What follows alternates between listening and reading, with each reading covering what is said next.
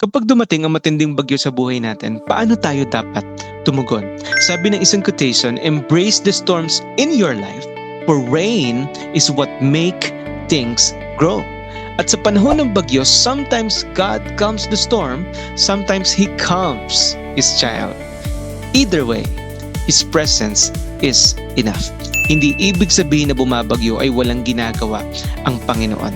Dapat nating maging response that when the storm gets louder, let your worship get stronger.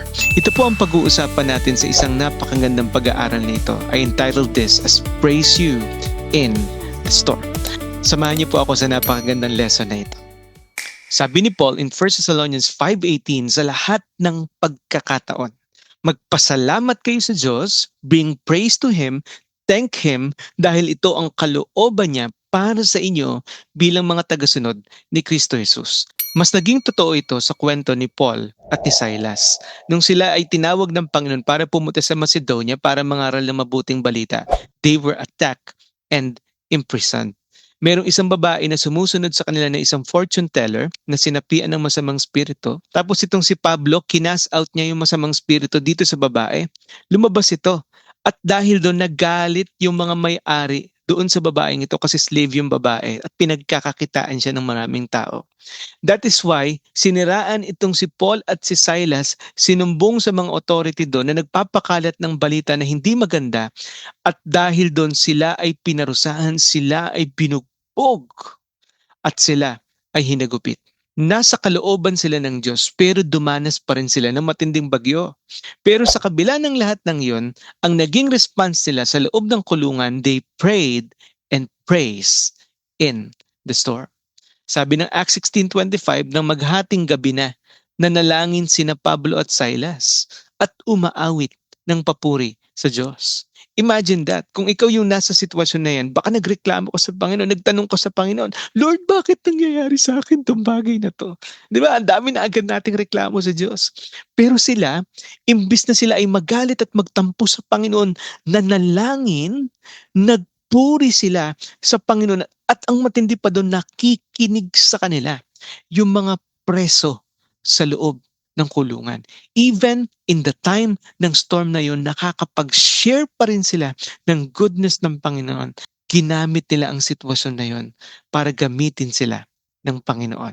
And God moved in the middle of their praise that while they were praising, the foundations were shaken, nasira ang mga kulungan, bumukas ang mga ito, nayanig ang lahat at meron na silang pagkakataong tumakas.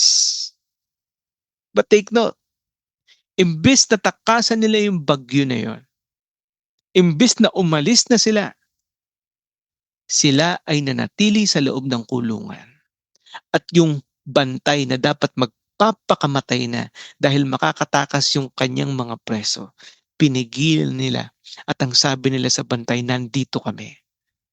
And the jailer's response was this, sirs, what must I do to be safe? And their storm became a testimony. Alam niyo mga kapatid, kahit ang buong pamilya nung jailer na yon ay nakakilala sa Panginoon at sila din ay nabautismuhan nung gabi na yon. Yung kanilang pinagdaanan ay naging isang powerful na kwento sa buhay ng mga tao. Ang kulungan na akala ng marami ay place of suffering ay naging place of gospel opportunity. Wow. So anong matututunan natin dito? These are the truths about the storms that we face. Number one, storms do not mean God has left you. Hindi ibig sabihin na bumabagyo, wala ang Diyos. Nandyan pa rin siya. Naalala niyo yung kwento, yung si Jesus tsaka yung mga disciples nasa gitna ng bagyo tapos si Jesus natutulog. Hindi ibig sabihin na tahimik siya ay wala siyang kayang gawin at wala siyang ginagawa. Usually kapag dumaraan ang isang estudyante sa exam, tahimik lang ang kanyang teacher. But it doesn't mean that the teacher left his students. Number two, storms reveal our need for God. Kapag dumadaan tayo sa bagyo, it exposes our weakness. Pinapakita nito yung ating pagiging tao. Pinapakita nito yung ating mga limitations. At pinapakita nito yung pagiging makapangyarihan ng Diyos.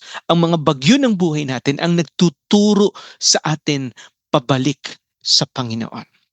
Pinapaalalahanan tayo, tinatapik tayo, at kung minsan tayo ipinapalo sa mga panahon na ito, pero ito din ang magiging daan para tayo ay muli tumawag sa Kanya. Naalala niyo si Jonah, nung siya ay tumalikod sa Panginoon, nagpadala ang Diyos ng bagyo. At sa bagyo na yung kinausap siya ng Panginoon, umamin siya sa kasalanan niya, at nung pag-amin niya, tinapon siya sa dagat, sinalo siya ng isang malaking isda. It reveals our need for God. And number 3, storms can become a testimony of our faith. Ang mga bagyo na pinagdadaanan natin ay pwedeng isang maging napakagandang kwento, napakamakapangyarihang kwento upang maitaas ang Panginoon sa ating buhay. Kaya wag nating sayangin yung mga pagsubok na pinagdadaanan natin sa buhay. Sabi ng isang awitin, I praise when I feel it, I praise when I don't. I'll praise because I know you're still in control. Tapos ito gustong-gusto kong line. Because my praise is a weapon. It's more than a sound. Ang pagpupuri sa iyo, Panginoon, ang magiging sandata ko para ako ay lumaban. My praise is the shout that brings Jericho down. So ang tanong dito, paano ako magpupuri sa gitna ng storm, Pastor? Number 1, remember who God is. Nang maghahating gabi na, nanalangin sina Pablo at Silas at umaawit ng mga papuri sa Diyos. Alam na alam nila sa sarili nila na hindi sila pababayaan ng Panginoon sapagkat ang Diyos na tumawag sa kanila ay tapat, totoo, at makapangyarihan. Ang kanilang circumstances ay nagbago pero ang Diyos na kanilang pinaniniwalaan ay hindi nagbago at hindi nila ito nakalimutan. Sabi ng Psalm chapter 46 verse 1, ang Diyos ang ating kanlungan. He is a refuge at kalakasan. Isang katulong na laging handang tumulong sa oras ng ating kagipitan. Na kahit ang mundo ay magunaw, kahit ang dagat ay umalo ng napakalakas, ang Diyos ay hindi magbabago. Sabi ng Psalm 46, be still and know that I am God. Kapag malalim ang pagkakakilala mo sa Kanya, lalalim din ang pundasyon ng iyong pananampalataya. Kaya tama yung sinabi ng isang lyrics ng kanta, Lord, I want to know you more. Nawa ito'y maging panalangin natin bilang mga Kristiyano sa ating buhay. Pangalawa, turn your worry into prayer. In times of storm, remember who God is. And instead of worrying, turn it into prayer.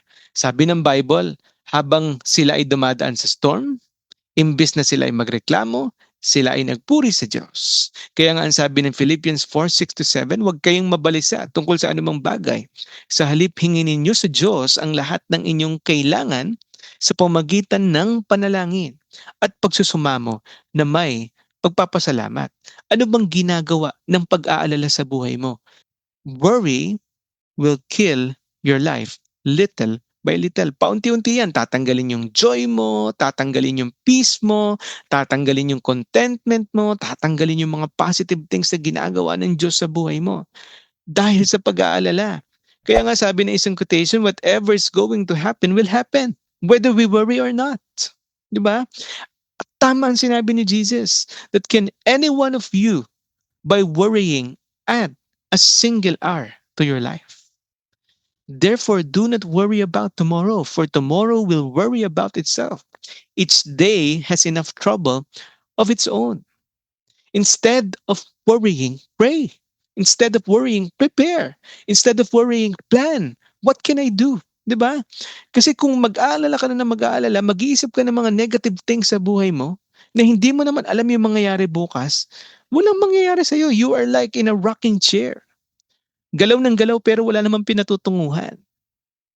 Tapos paunti-unti ka pang namamatay. It does not add a single hour to your life. Turn your worry into prayer. And number 3, mga kapatid, let your storm point others to God.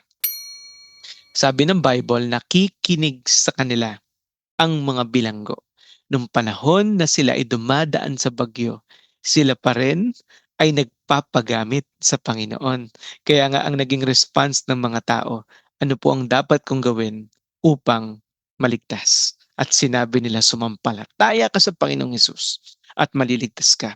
Sabi ng 1 Peter 3:15, lagi kayong maging handang sumagot sa sino mang nagtatanong tungkol sa pag-asa na nasa inyo. Kung merong mga tao na dapat makikitaan ng hope sa buhay, even in times of storm, tayo dapat yung mga Kristiyano. Nahihirapan ako. Pero may Diyos akong pinagkakatiwalaan na kasama ko sa gitna ng bagyo. Be honest with God. Kapag dumadaan ka sa pagsubok na yun, sabihin mo sa kanya na sasaktan ka. Pero gamitin mo din itong bagyo na ito para ituro ang mga tao pabalik sa Panginoon. Piliin nating manalangin, magpuri sa Diyos. Katulad ng isang lighthouse. Alam nyo, ang isang lighthouse ay pinakamahalaga kapag madilim, malakas ang hangin, may bagyo at mataas ang alon.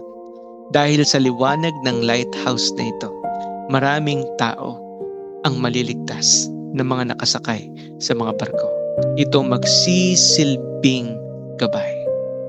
Mga kapatid, ang isang buhay na dumadaan sa bagyo tapos nagpupuri pa sa Panginoon ay magiging isang liwanag na magtuturo sa mga tao pabalik sa Panginoon. Tignan niyo yung nangyari. Sa last verse ng Acts chapter 16 ni Paul at ni Silas, itong huli nilang ginawa.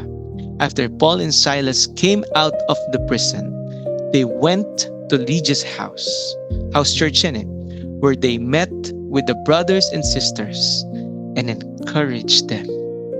Then they left. Wow. Grabe, no? Grabe.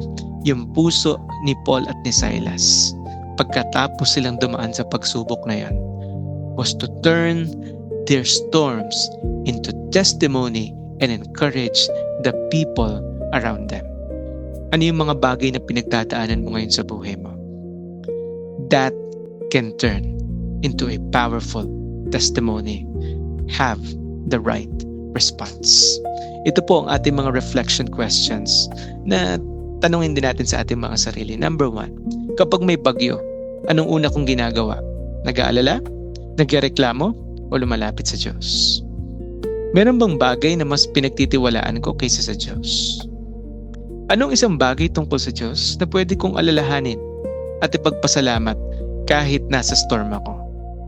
Number 4, paano maaring maging testimony ang bagyo na pinagdadaanan ko ngayon? Tandaan natin mga kapatid, ang pinakamakapangyarihang kwento ay madalas na nagmumula sa mga panahon ng iyong pagpupuri at pagtitiwala sa gitna ng matitinding bagyo. God bless po sa inyong lahat. And may this simple lesson be a challenge and a blessing and a reminder to all of us. Maulan po ngayon at marami po tayong kapatiran at kababayan na nagkasakit o di kaya ay naapektuhan ng matinding baha. Ipanalangin po natin sila. Napakalaking bagay po sa kanila nun. And also, I would like to invite you, if you want to know more about God, about the Bible, about the faith, isa po ito sa mga Bible school na aking pinagtuturuan, ang Impact Institute. Online class lamang po ito. Kung nanais po kayo na mag-enroll dito, punta lang po kayo sa Facebook at hanapin niyo po ang page na ito at mag-message lang po kayo dito sa Impact Institute. God bless po sa inyong lahat. Continue to support, subscribe, and share this channel. Ingat po.